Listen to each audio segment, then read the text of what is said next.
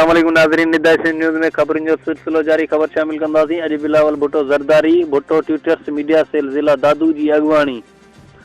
अॻुवाणनि अरसलान बबर, जहांगीर मसोई, सागर राजपूत, मंज़ूर चांडियो ऐं ॿियनि पारां Pakistan peoples party chairman Balawal Bhutto ज़रदारीअ जी 32वीं सालगिरह ज़िला ऑफिस दादू में मल्हाई वई ऐं केक पिणु काटियो वियो, जंहिं में तंज़ीम जे उहिदेदारनि, वर्करनि, शहरनि वॾे तइदाद में शिरकत कई।